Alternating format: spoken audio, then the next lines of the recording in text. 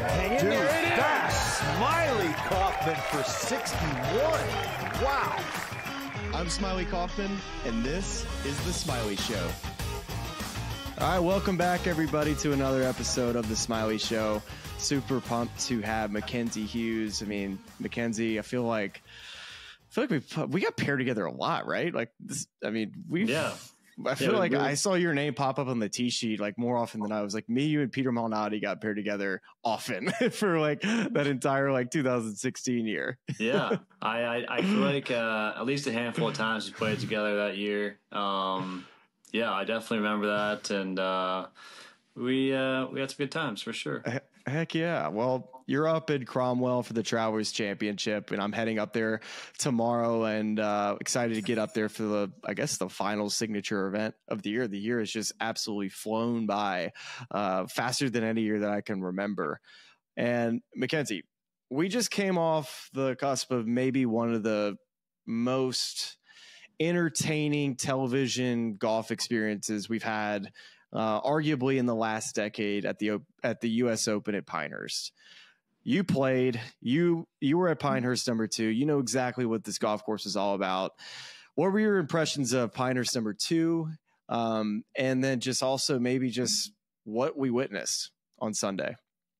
Yeah, I mean, that was my first time to Pinehurst playing any of those golf courses there. So playing number 2 for the first time Monday, it was a bit eye-opening around some of those greens. There was a few shots that you'd get around that property where you were just like, I would love to make bogey here, which is very weird to say when you're around a green. Especially you have a great short game, you know? Yeah, and there were just a few spots there. I'm like, wow, this is going to test everything that you have this week. And, I mean, I think it was like a not so typical U.S. Open in the sense that, like, you didn't have to hit fairways. I think you go to most U.S. Opens and you feel like that's what it really requires of you is to just, like, hit the fairways, hit the greens. And this week in Pinehurst, it was quite a bit different. I mean, you watch Bryson hit, I don't know, 2 fairways in the back 9 maybe, and still win. So, a lot of luck involved there. But around the greens, man, it required so much precision and touch, and then to watch that finish with Rory and Bryson going at it, and to see Rory, I hate to say, like, I feel like Rory kind of lost it. As much as Bryson hit a great shot there on 18, it kind of felt like Rory kind of gave it away a little bit, and you kind of feel for him. But I mean, the TV itself was great, and I feel like these majors have kind of given golf kind of what it needs a little bit, is that kind of injection of just excitement and all the best players playing together and competing. Right. So hopefully that's a sign of things to come, going forward for golf. But I mean, incredible TV. Absolutely. And it's been a while since I've kind of had the shaky hands over a putt that really mattered. So I'm going to have to defer to you, somebody that's a fantastic putter, and just kind of take me through maybe what Rory was going through on the final couple holes on those putts. When you have everything on the line and just trying to run a routine, what do you kind of rely on when the moment is so big and everybody's watching, and like the 16th green seemed like a more of a hiccup than anything, but the 18th green, what are some of the things that you like to do to get yourself in the right frame of mind to be able to make a high leverage putt like that, even though your mind and your body just doesn't feel like it's working? Yeah.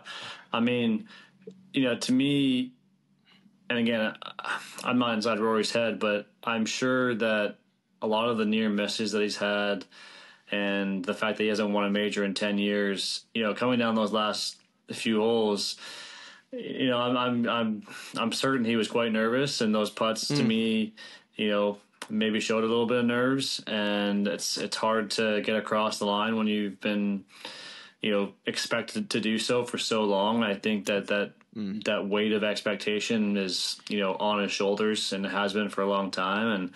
And, but I just think that, like, when I think back to the big putts I've had to make in my career, which, I haven't had to, make a putt like that, like he had to make on 18 to try and get into a playoff at a major. But, winning PGA Tour events and all that still requires, a high level of focus. And, I had to make a putt to win the Sanderson Farms in 22 in a playoff. And like, for me, I think it comes back to like, I try to focus on the things that I can control in that moment. So I might have like one or two little process keys for me that when I'm over the ball, I'm like, hey, I'm just going to try and control this one thing or this other thing.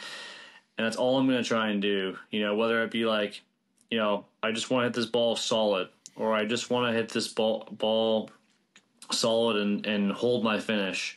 Like something like that to me gives me like a little mini goal that's not so outcome oriented. I'm not trying to think like, oh, I have to make this putt. And I mean, the putt that we're at in 18, I don't think people understand like how hard that putt actually is. I mean, I know it's only 4 feet, but I mean, the thing broke a cup. I said it was left center, Mackenzie, and it was a left center putt. If he hammered it, it was a left center putt. If he wanted to smash in the back, yeah, he could have left center. It was a tough scene. I got behind the green, and you know how hard it is to read putts from 30 feet away. Yeah. But I didn't see enough to make, and that's the thing about Pinehurst number 2. When you got above the hole, even when you're inside of 4 feet, you had putts that were outside the hole. And I think as a player, if I would have got over it, I would have known that. Yeah. And it was a putt that you couldn't hit hard. Now, if that had been a putt to tie and like force a playoff, maybe you would have taken it tighter and just like hit it. Mm-hmm. But I mean, at that point, like he's not sure what Bryson does behind him. So if Bryson makes bogey, he can still be in a playoff. So you're not trying to make that putt with a bunch of speed. And I mean, yeah, it might not have been his best putt, but it didn't seem like a bad putt either. He liked the left center read, and just like and when he heard maybe I said it on air, he's like, you know what, I got to push it over there. Next thing you know, it's missing right. Oh man, I just like that's just like the last putt you want to have to hit to in that scenario. I mean, like what Bryson had was ideal. I mean, up the hill, probably right edge. You're just like, oh, this is a dream. But Rory's putt was nightmare fuel. And yeah, again, just you hate to see it go that way at the end. I mean, you want to see someone. I mean, obviously Bryson still hit a great shot and made a great putt to win, but yeah, you hate to see a guy that played so great all day lose it the way Rory did. But I'm quite certain he'll bounce back and he'll win one soon. Yeah, definitely. He's got the talent too, and it's. I just wish we had more majors, so more guys had opportunities to win. It's just it comes, around so little during the year. But I think where I want to kind of go next is on Twitter today. I'm just kind of scrolling on Twitter, and I just happened to see Bryson showing up to the Live Golf event in Nashville, and all of a sudden all of the feelings and the excitement and the likability that I had for Bryson at the US Open, it suddenly just kind of reverted back and it vanished, and it reminded me of just where we are in the game, and that I was like, man, it's so nice to have all the players back and having Bryson in the mix. He's so fun to watch. And what Bryson, as he was heading out the door towards the Live Golf Tour, he wasn't as well liked, and he had issues with the PGA Tour, and other players like struggled to get along with him. There wasn't very many players on the Ryder Cup or President's Cup team that wanted to play with him. And that was just the reality of where Bryson was at the time. But here we are now, a couple years later, the maturity from Bryson, just where he has just in the game and how many eyeballs he's bringing. I think for the most part, he's somebody that I genuinely really cheer for now. And it wasn't maybe that way a couple years ago, but he shows up now to Nashville, Mackenzie, and you had a really great quote back in December, just talking about the state of the game and that we are far away, and that the fans are not really being rewarded in what is to be, a huge division between the PGA Tour and Live, and really it all has come down to money.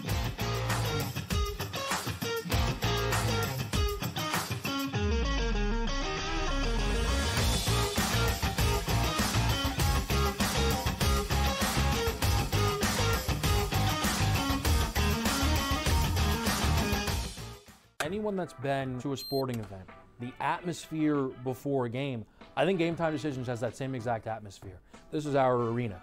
This is what we do. There is going to be an energy to Game Time Decisions that you will feel night in and night out. The excitement you get when you lock your bets in, when you're figuring out what you want to do, we can zone in on the biggest games each night. I want this to be the place that people come to before the games start so they feel as ready as possible to lock in their cards. We are going to hit every single one of those markets that you need to know about. We're going to go through every single thing, and I've got a great team behind me that's going to help me get the job done. There is not going to be a better place, I promise you, than Game Time Decisions to get that new information, react to it, and be able to then bet accordingly. We will have everything at our disposal, and we will use that to our advantage.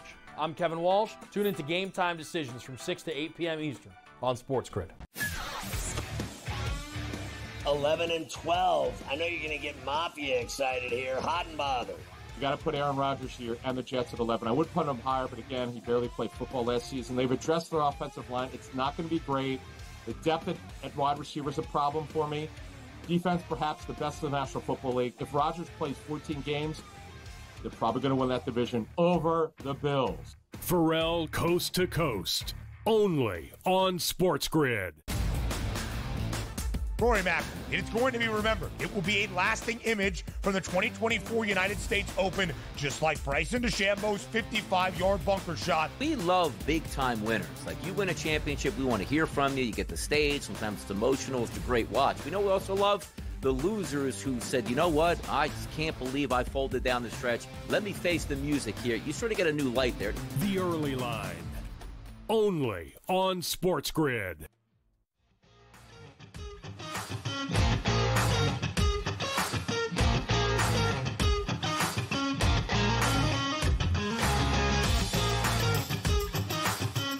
I just kind of want to hear your thoughts now compared to where they are in December, as we're supposedly kind of getting closer to a deal. Yeah, I mean, to your point on Bryson, I mean, I think there's no doubt that, he's good for the game. He does things in a different way. He's an emotional guy. He plays to the crowd. I think golf needs those characters, and I think for a long time he was maybe so different that people couldn't accept him for how different he was. But when you're different and you're different produces wins like that and excitement like that, I think that people start to fall in love with that and get behind it. So I think certainly he's become way more popular than he was, I think, maybe 4 or 5 years ago. And it's, as a player, I think it's pretty impressive what he's done, transforming his game and his body, hitting it incredibly far, but also still having an incredible short game. He's like, I watched a lot of the golf on Sunday, and he hit some incredible chips and great putts, and it's just the chip on 10 was so good. Like a little 60-yard wedge with a lob wedge that's like the length of a 7-iron. You're like, how do you do that? But as far as like the state of the game and where we are now versus December, I mean, I think my thoughts are still, or my feelings are still very much the same. I think that it's really unfortunate where we are, because it's still you watch Bryson go back to live, and you're still reminded of the fact that like a bunch of guys kind of turned their back on the tour, took a bunch of money and a guaranteed payday to go play what I think is pretty meaningless golf over there. And I hate that, you leave such a high and then you go ahead and just like divide the golf world again. You go, some of the great players are going to live and playing in Nashville this week, and some players are going here to, Connecticut and playing here. And I think it's unfortunate that that's where we are, but I'm hopeful that we're closer, to some sort of resolution. And what that looks like, I have no idea. I used to try to get my nose in there and try and figure out what was going on. Now it's just like, I hope that the guys that are in charge are working hard at this, and I'm hopeful that it'll be done soon. But yeah, it's just, again, the fans lose. Golf loses. I think you look at Bryson, you look at some of these top players and like Xander. I mean, they're still seeing great success and they're still doing great things, and it's not really affecting them so much. It's just that the fan ultimately wants to see the U.S. Open. They want to see like Bryson versus Rory. You haven't seen that in what, 3 or 4 years? I mean, it doesn't happen. I mean, Bryson's playing somewhere else. Rory's playing here on tour. So to me, the golf fans that love golf want to see that more, and hopefully going forward, we're getting closer to that. And selfishly, I mean, you had to be kind of excited that Jon Rahm went to the Live Golf Tour, right? I mean, it's funny. I hated that. I hated that for golf. I really did. I mean, I'm not, just saying that, but I think that him going there sucked because it was just like another blow to the tour and to golf. But you got to remind everybody exactly what happened here, because you were 51st in the FedEx Cup standings. Jon Rahm goes to Live, and so somebody's got to be number 50. Just happened to be Mackenzie Hughes. So you've gotten into all 7 signature events this year because of Jon Rahm leaving. Yeah, and that was obviously a huge bonus for me. But again, I think it was bittersweet because you're like, the tour is worse off without Jon Rahm, and the game continues to suffer when you have things like this happen. But yeah, I did get a little carrot thrown there for me at the end. Yeah, that's a big old carrot, man. And, you take that, you dip that in some ranch or whatever you want to dip it into. Yeah. So no, it definitely benefited me, and I've done a decent job taking advantage of it so far this year. I played decent in a few of these signature events, but I have Jon Rahm to thank for that. And I was going to get him something, but I was like, what do you get someone that just signed for $400 million? I mean, I don't think he wants my my wine basket with some, I don't know, whatever. You know what you should get him? You should send him over a better team name and a better logo for Team Legion. It's the grossest one of the entire bunch, and they had all the time in the world to potentially come up with the new slickest logo, the slickest team name. Just a total miss by the new Team Jon Rahm. I mean, is there one good team name over there though? I mean, to be fair, do you like any of them? Like, which one is your favorite? I'm a cleat guy. You're a cleat guy. Wow. It's kind of a bit. And if you didn't know, the Cleeks just actually won in Houston. And wow. It may have been the first top 3 finish in the franchise history for somebody who's been a fan of the franchise since day one. There's a long history there in that franchise. It was bittersweet.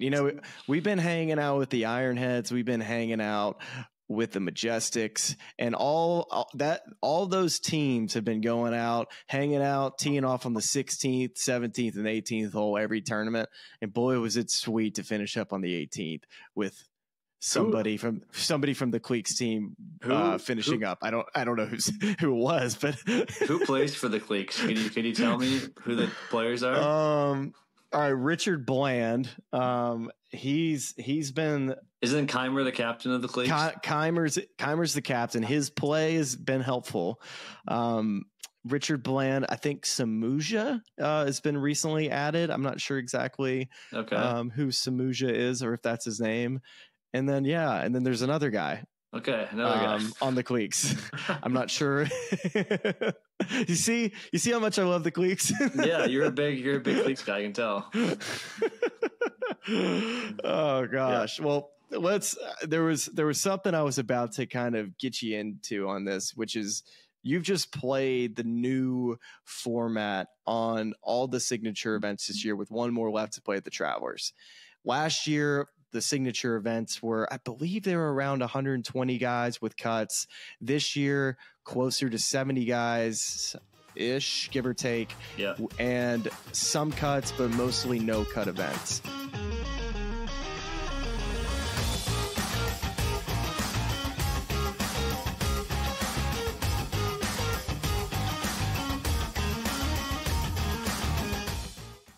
SportsGrid, your 24/7 sports wagering network. Fantasy sports today. Can he be a guy that's really useful in your fantasy rotation? I think the answer is yes. Game time decisions. I'm going to lose the bet because he's injured again. Betting above the rim. He's got a broke J. That's all there is to it. He's got no confidence in that jump shot. My thing you've always heard me say on the network is you're either winning or you're rebuilding. In-game live all access. Wondering when that was going to happen. And the answer is, it just Sometimes did. the bigger guy will have the advantage. Well, if the little guy can move, Joe, it's hard to hit the little guy sometimes when you're a big boy, right? In-game live, prime time. 40-1, I'm going to take a little flyer on Justin Rose. In-game live, overtime. As you sit here and listen, watch right now, you may want to consider placing that bet. It's smarter to be on SportsGrid. He went bogey, double, par, birdie, bogey. Thomas Dietrich's all over the place here today. This golf course is so volatile where it can make you look like a fool in just a matter of minutes. And, you know, you look at a guy like Thomas Dietrich. You know, he's right there tied for the lead or whatever it was, and now he's like 4 or 5 over in the wink of an eye. In-game live, all access, only on SportsGrid. Do you believe that Bobrovsky's minus 420 number right now using the FanDuel Sportsbook is an appropriate pricing? I look at how strong Bobrovsky's been able to be, and he's been stealing these games. And when we look across the board for the rest of the Florida Panthers, there's not that standout player out there. So you got to remember, this is a voted on award. Game time decisions, only on SportsGrid. For you, you're finished at the Wells Fargo this year. You finished 6th place. And for somebody that I would imagine that you would argue that there should be more players playing, but I also want to ask you that you're finished at the Wells Fargo, finishing 6th. Do you feel like because you beat a higher quality field, do you think you deserve to be paid what you were paid? And do you think the signature events moving forward should have more guys, or do you think it's a reward for playing really well the year before, and then if you go out and play against the best players in the world and play well, hey, like this is me, this is what I get because I beat the best guys? I think the intent of those events was good. I just think they've kind of missed a little bit. I think so. Back to your point, like the field sizes last year were actually like at Wells Fargo last year was 156. It was 156. Okay, yeah. I was just thinking in my head it was 120. And I believe Travelers as well was a big field, like 156 as well, like full field. Because once you get to the summertime, you can go 156, and so and I don't think 156 is the answer, but I think like if you went, let's say, to 100 or 120 man fields, like I think 120 still feels elite to me. Like when you go to play Memorial, there's 120 Bay Hill guys. Was that way too. Bay Hill was always that way. You know, and I think that to me, again, I just think that the PGA Tour is kind of pride itself on like you kind of, you know, eat what you kill, right? And you have to go out there and earn it. And I think that Thursday, Friday, and going out there and playing well to make the cut is part of professional golf. And so I kind of like a blend of what we have right now and last year. So like maybe the fields aren't quite as big as last year, but they're not as small as they are now. Like I don't think 70 players is the right answer. Like this week in Connecticut, you know, 70 players with no cut.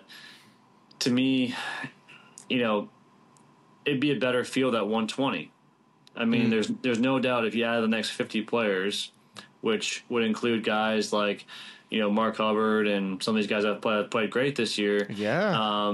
You know, you add those guys. You add those guys to this field, and the field becomes way, way better. And to win becomes a way bigger accomplishment. And you know, to your point about like me at the Wells Fargo, like I don't think that. Like, yeah, I played really well on a really tough golf course against great players, but did I earn all of that, all those points and that money by finishing that high in that tournament? I mean, it's probably a little bit inflated. I think the points are overdone. So much, right? Yeah, like I think they had the right intent for those points, and I know what they were trying to do, but they missed the mark and went way too high to me. Like you finish 20th, and you get 100 points, and you're just like, that doesn't seem like I earned 100 points, which is like, right. Going and finishing 5th at like, I don't know, Valspar. And to me, like you finish 5th at Valspar or 20th at, the Wells Fargo. I mean, they're not even close to the same thing. I mean, they're just not. The numbers are going to be the same, right? Like the score to relative to par for the most part doesn't change that much. You know what I mean? Like a 5th at Valspar and a 20th at Wells Fargo, if you have 70 guys versus 120, it's going to be relatively pretty close to similar numbers, maybe a shot or two difference. Maybe at the top with the guys that win, you might find some guys that really jump up, but as far as just like the number, that doesn't necessarily change that much. Well, and I think that with the smaller fields, like I finished 6th at Wells Fargo at, I want to say it was, I think I was 6 under par, maybe 5 under par. And I mean, Rory won at 17. Xander was second at like 12. Then it was like 9. And then it was like 6. You just had this huge discrepancy at the top of the board with scoring. And if that field was 120 guys, you might have had some. There certainly was going to be more guys sprinkled in there that would have kept things a little more interesting. Now, Rory was still going to win that tournament at minus 17. Like that golf course, I don't see 17 under if I played there for the next week. But I just, you get a small field like that. There's that chance that you get that separation in that spread where now it becomes like not as exciting down the stretch because someone's kind of taken it and run away. So again, I think that there's somewhere in the middle you got to find between last year and this year where it's like, there's probably more guys. There's probably a cut every one of these tournaments because to me, that's what makes the PGA Tour the PGA Tour. And like, you got to go out there Thursday, Friday and earn your keep.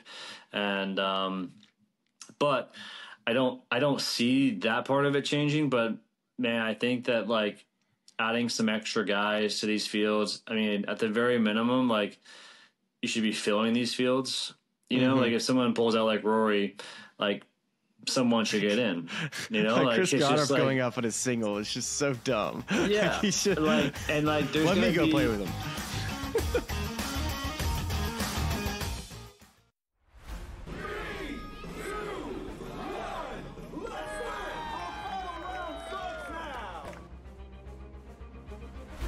It's crazy how many teams had a chance to win. The Ripper GC went from 9 back to leading by 2 to near the cellar again late in the day. It was so volatile counting 4 scores.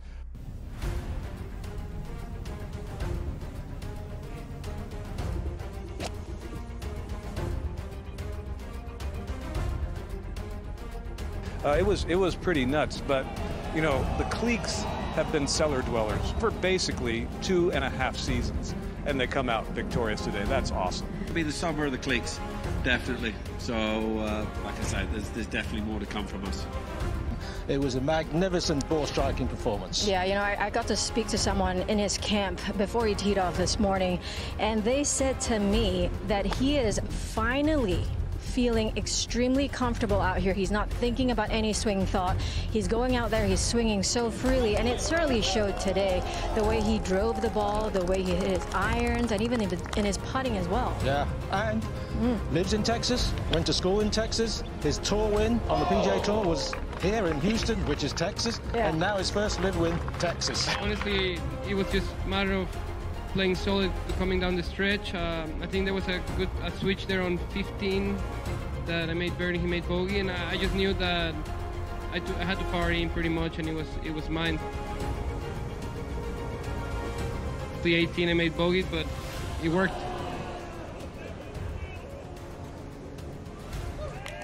He played unbelievable, and he put pressure all the way to the end, and it was a good battle. I love playing here. Obviously, Texas treats me well. It's my adopted home state, so I'm just happy to get it done again in Houston.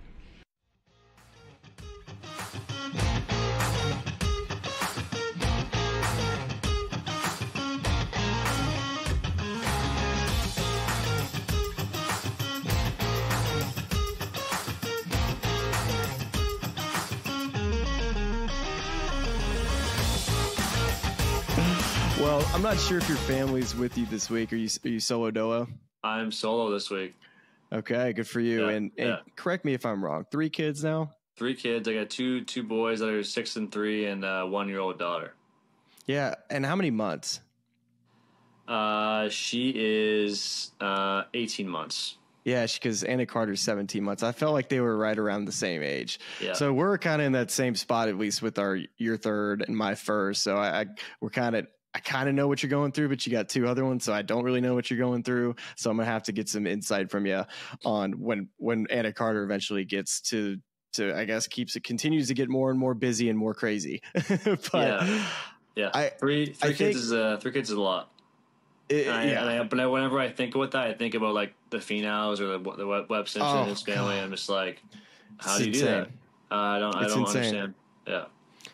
I think there's a lot of people that don't know what it's like traveling with your family on the PGA Tour. I think people see Mackenzie Hughes on the TV and they just say, oh, he's playing Wells Fargo this week, or he's playing in Tampa this week. And they just expect that you're probably just there with either yourself or just your wife.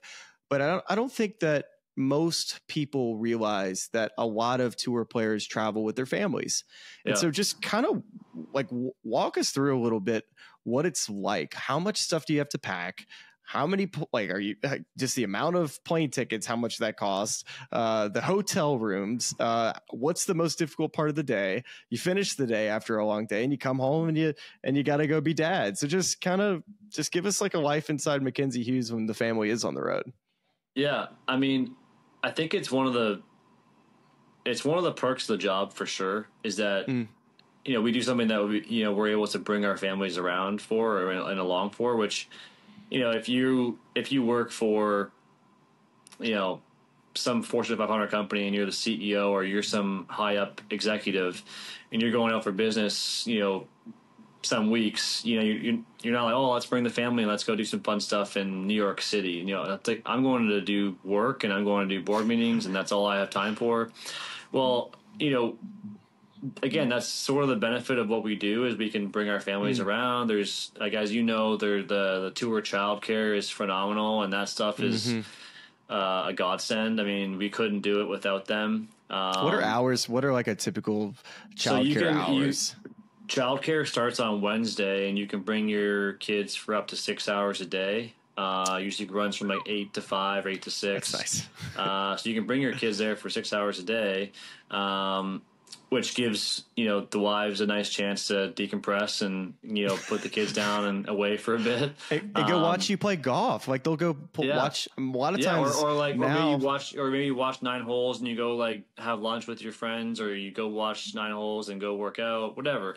But I think traveling with kids, the hardest part is the travel. And I wish that when they did the Netflix series and the Netflix Full Swing, they've done a better job of maybe telling the tales of someone like myself or like a Peter Malnati or someone like that like is traveling with their families, but not on a private jet every week, flying commercially or driving between tournaments at times, like showing what that's like, because that to me is, while it's fun and it has its perks, is also very exhausting at times and difficult. And, to your point about like how much luggage we bring, I mean, it's sickening. How much? It's sickening. How much? I mean, like, how many bags? I mean, typically, do you use Hoka? I'd say like if my family's out with me, we have, my wife will do my wife is a wizard packing. So she'll pack herself and my daughter into like one suitcase. Wow. She'll pack my 2 boys into one suitcase, and then I have my own suitcase. And I have my golf clubs. Then we have booster seat, 2 car seats. And by the time you're like, I have my backpack, and like we're going through the airport and we look like camels. I mean, we're just carrying so much stuff. I'm training all 3 bags. My wife has my golf clubs.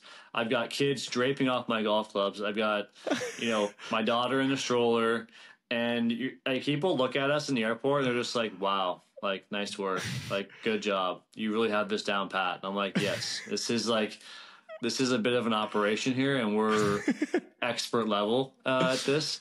But it's so much. But like, I think once you get to the tournament, and you get unsettled, or you get like unpacked, and you get into your hotel room or your house, like, then it's all becomes quite normal. But like getting there, like you said, the flights are, rather expensive. Now I've got two kids I have to pay for on the plane, not, the lap childs anymore. And, soon to be 3 butts to pay for. But, I still think it's a luxury to be able to do that though, because as you know, I mean, kids get old quick and the time goes by quick. And if I was gone for 2 or 3 weeks at a time, I didn't see them, that'd be tough. So having them out with me, even if it's just like, if I do a 2-week stretch, they do 1 week, just so I'm not away too much, from them. But yeah, it's a big production. And, I think that as you do it over time, you get better and better at it, and you learn the different tricks and the different things you have to do. But yeah, and this year is my first year with my son started kindergarten this year. So we're not doing it as much. Yeah. The schedule changed a little bit. We're not doing it quite as much. And, so that's been a little different and a bit of adjustment. But, yeah, I still think it's one of the perks that we have is that we're able to kind of bring our crew along with us and kind of, share the moment and come home to them after a day, whether good or bad, and just be a dad. I think there's probably a lot of dads and moms right now that are listening and just trying to process like how difficult that actually is. And you have a job to do, because you have a job to do, and you have to keep your body healthy. You're always in the gym. I mean, I feel like you and I were early adopters of being in the gym and how important it was to warm up our bodies before the round. There was probably only 25% of us of the field in the weight training facilities back in 2015 and 16, like you and I were. But now it's like, I mean, there's not a guy that's not warming up before the round. So there's just a lot that goes into being a professional golfer. And I think you just said it perfectly. Yeah. I mean, it takes a lot of energy. I think that people don't realize how hard it is. And again, I could cry river here, and I'm sure I'd get absolutely roasted for it. But just like the fact that if you play golf and you have a long day on the course, and let's say you played early and you get a 7:30 tee time. So you're up at 4:30, you're in the gym, you're getting warmed up, and you have a 5-hour round done at 12:30. You eat lunch, practice after, maybe get some work done, some treatment, and you're home by, let's say, 2:30 or 3. So you've had a pretty long day, you put a lot of effort in, and then you come home and your kids are there, and it's like, Dad, let's go play. Let's go to the pool. Let's go, I want to go to the zoo, or I want to go to the park. And you're just like, brain dead. I would love to. I would just also want to sit on my butt for 30 minutes and just decompress a little bit. And watch golf and listen to me call 7 irons. Yeah, there you go. Yeah, that's where you're heading. You just don't get to you can't really explain it to them and reason with them. They're just like, well, Dad, you're here. Let's play. And, like you said, professional golf requires a lot of energy, a lot of focus. And I think that that's the tough balance that you have with your family being on the road a little bit. But it's a good problem to have, and certainly thankful for them. Yeah, I know everybody just enjoyed that in the last 10, 15 minutes, because it's something that we don't ever hear talked about, and how fun it is and how difficult it is, and how amazing it is to have a family, but you're a pro golfer. So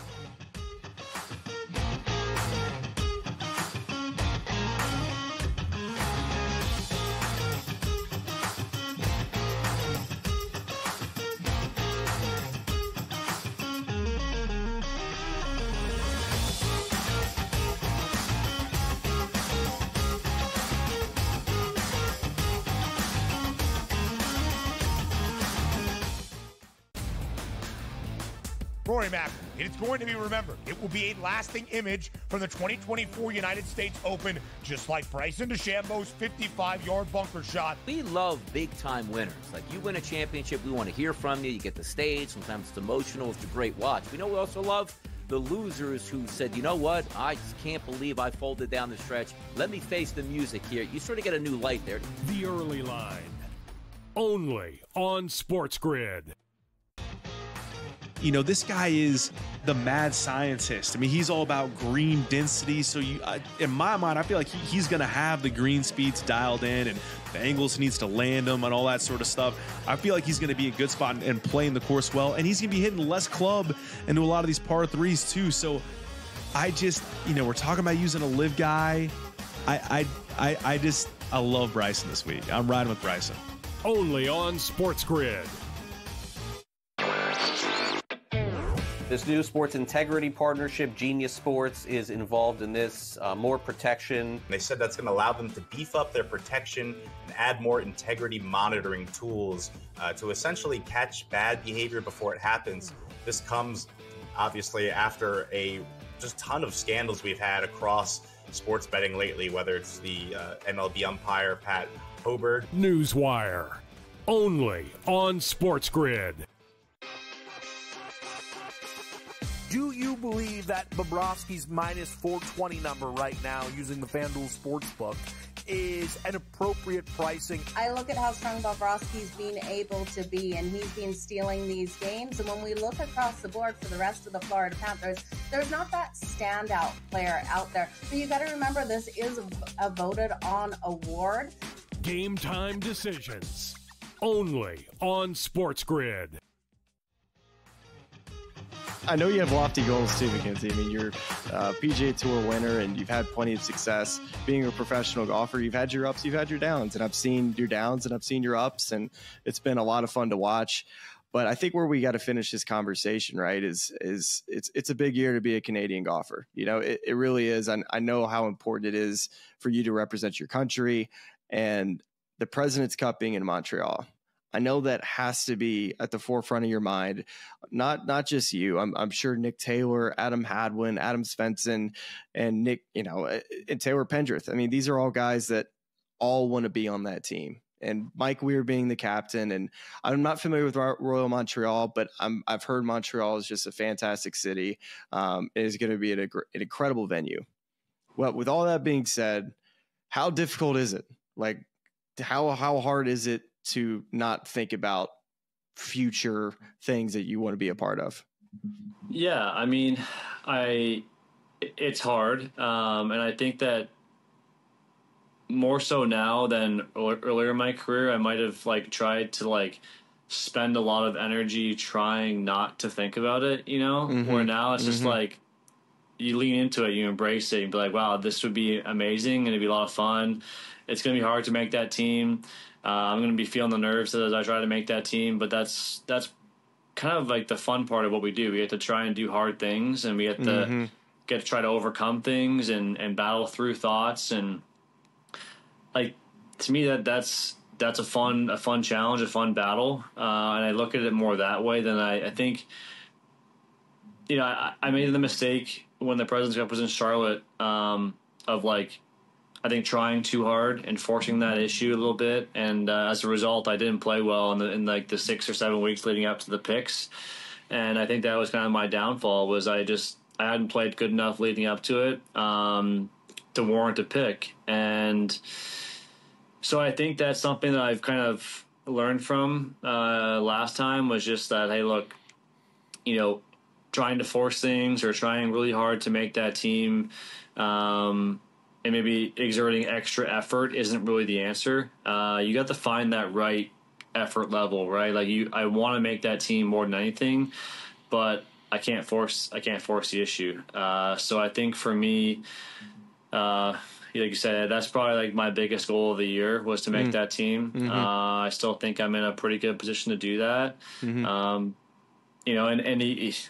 You look back at some of the close calls. I had a close call at the Valspar, a close call at the Canadian Open, and if you get the job done in either one of those tournaments, I'm pretty much right there, as far as an automatic pick probably. But you have to get those tournaments across the line, and I'm hopeful that I can get myself back in that position this year before that President's Cup, and But yeah, to play for Mike, to play in Canada for President's Cup, would be fairy tale stuff for me, and just like a huge feather in my cap. And yeah, I have had a hard time not thinking about it, but at the same time, it excites me to think about it, and it motivates me a lot and keeps me working hard towards those goals.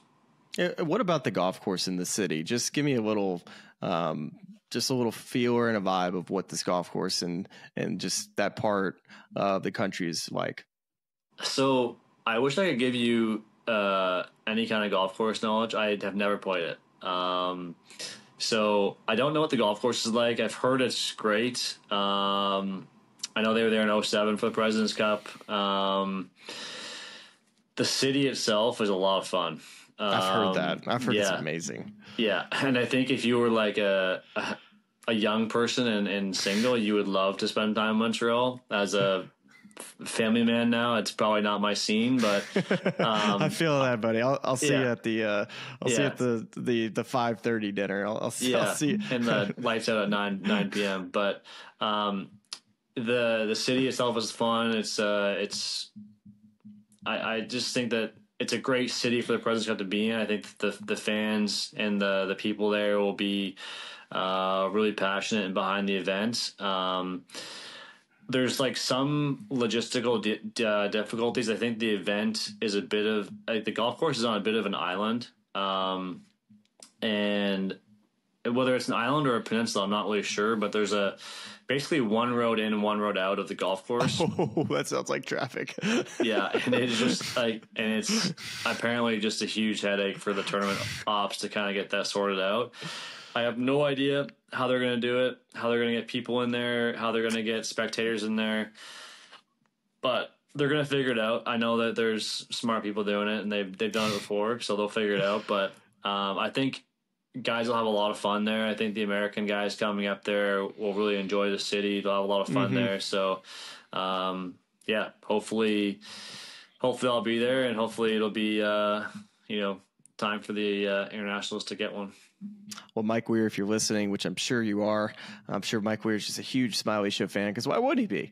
Yeah, and Mike, make sure you like and subscribe while you're here, and while you're here, also, just a reminder. Mackenzie Hughes is going to be a guy that makes the inside of 10-foot putts, which is so important in match play. So let's not forget about that key component. Put that man with a partner. He's going to be absolutely killing it, making putts, getting the Canadian fans riled up. So there's our push for Mackenzie Hughes to Montreal. So hopefully we see you there. And I know there's plenty of other events throughout the rest of the year that you say that, plenty of opportunities to go and get a win or, put on a good impression for the captain.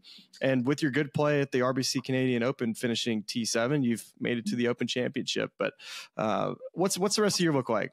Calendar outside the Open Championship and the Travelers this week? Yeah. So I'm playing. Yeah, I play this week. Then I'll take 2 weeks off, and I'll play the Scottish and the British back to back, and then I will take a week off. Play the Wyndham most likely, and then it's playoff time, which is kind of crazy to think. Like it just seems fast. It seems so fast. I feel like we just started and we're done. And I've played 16 events so far this year, and I've got 4 more, and then we're in the playoffs. And it just seems like that just seems like such a. I mean, I haven't played as much as some other guys, but I'm used to hitting the playoffs at like 24 events or 25 events and playing 28, and now without the fall series being kind of included in your season, it just seems like we're just very slim on the number of events you've played. And it just kind of wild to me that we're already at that point where we're talking about playoffs. And so that's kind of what my schedule looks like. So I've got I guess 4 more events before the playoffs, and then I'll be in Memphis, and then I'm working on the last 2. This new sports integrity partnership, Genius Sports, is involved in this. More protection. They said that's going to allow them to beef up their protection and add more integrity monitoring tools to essentially catch bad behavior before it happens. This comes obviously after a just ton of scandals we've had across sports betting lately, whether it's the MLB umpire Pat Hobert. Newswire, only on SportsGrid. You know, this guy is the mad scientist. I mean, he's all about green density. So in my mind, I feel like he's going to have the green speeds dialed in, and the angles needs to land them and all that sort of stuff. I feel like he's going to be a good spot and playing the course well. And he's going to be hitting less club into a lot of these par threes too. So I just, we're talking about using a live guy. I love Bryson this week. I'm riding with Bryson. Only on SportsGrid.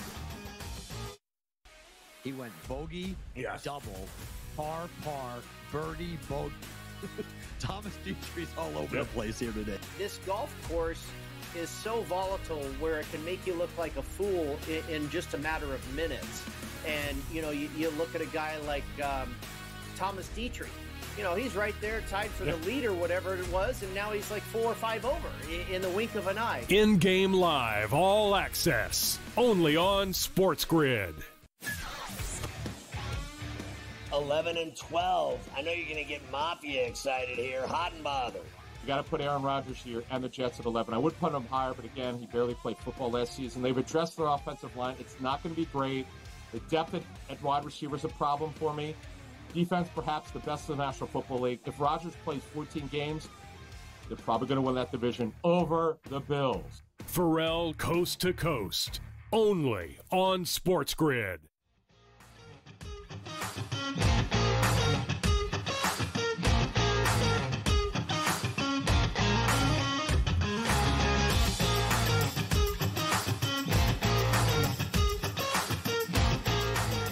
And Charlie Hume is a co-host and producer of the Smylie Show, and he's listening in, and he's somebody that's kind of been struggling with the shanks with his wedges. And correct me if I'm wrong, because I was trying to find it. Didn't you have like a pretty sick little shank at the RBC Canadian Open this year?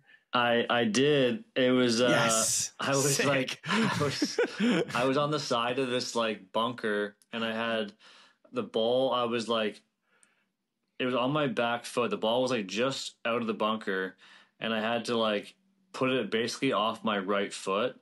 Okay. And I like tried to I had this manufactured swing, and the ball was like so far back, and it was like kind of on a big upslope. And yeah, I just hit this thing dead right. And then give me like a degree angle. Actually, like, you know what? Like 45 degree? No. As far as shanks go, it was a pretty good shank. It was like, I'd say it wasn't quite 45 degrees. It was like 30 degrees right. And I got it pin high, which was pretty good, but under a tree in some fescue. But then, tournament golf being tournament golf, there was a scoreboard right in my way. So I was like, TIO, baby. Yes. So I got this drop into some fescue that was like not nearly as long, and I was not under a tree anymore. And then I hit this like unbelievable flop to like 8 feet, and then I lipped out. But man, I almost that would have had been like a dot. Oh, it would have just been unreal, that par. I even Nance on the call was like, "You might see one of the best pars I've ever seen here." And he's like, I hit the shot, and I almost like made the chip. And he's like, I swear to God, I did not know this was happening. But yeah, it was a shank. Don't do them too often, but sick shank. Yeah, sick shank. Actually, now that I have this, my shank brain turned on. Is that the best shank you've hit on tour? And how many shanks do you think you've hit on tour? And what's the best shank you've ever seen on tour? So, does anything come to mind? Thankfully, I don't remember. Oh, you know what? No, I do remember it. The Masters. I'm hitting my third shot on 15. And, oh God! Off the downslope. Downslope. I chunked it in, like I had a ball roll into the water. I chunked it so bad in the practice round on Monday. So I can't wait to hear this. So I'm playing with Luke List and Matthew Wolf, and this is the first round. Pins back right on the downslope. No, it's not a practice round. It's during the tournament. No, this is the tournament. And so picture the bunker. The bunker is short right. Yep. And there's a tree like just behind that bunker, like kind of right of it. And I'm like in between clubs and I'm not sure what to hit, and the wind's kind of in, but like you kind of know how that green is. Like if you land it like in the middle of the green with a bit too much spin, like you can hit the water still, even with the back pin. And so I'm kind of trying to decide what to do, and I'm like, all right, I'm just going to back foot a 60 and kind of drive it in there. But I'm kind of not decisive, and I just hit this wicked shank. Now, talk about angles. This thing was like 60 degrees. I mean, this thing was going dead right, right off the hosel, and also low, like a screaming low hosel rocket.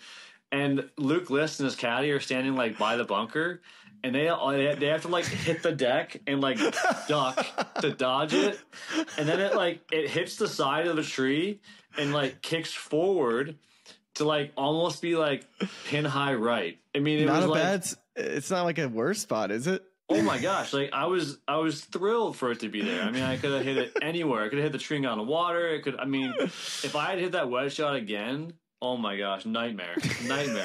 So at least I got it like up by the green somewhere. But it was like the quickest right low shank. Oh man! And as far as shank on tour, I don't know if I've ever seen one as good as that one. I'm trying to think of anyone else I've seen hit a wicked shank. That's probably the best. That's probably the best shank I've ever seen, and yours truly, did it. So, that's. I'll have to send you the video when we're done here, but that was sweet. Yeah, please send it over. Yeah, it was wicked. It was wicked. I mean, who doesn't love a good little Haas? It just keeps us humble, keeps us coming back. Yeah. Oh my goodness, man, that is awesome. Thank you for sharing, because that you didn't have to do that for us. That's really good stuff. Wear that badge of honor proudly. We're wrapping up. This is it. Mackenzie, go crush it this week at Travelers. Going to be cheering you on the rest of the year. Hope to see you get that dub throughout wherever we see it. Get it done. We know you're going to get it done because you're a baller. We're always going to be cheering you on, man, and I appreciate you coming on. I appreciate it. Thanks, Smylie.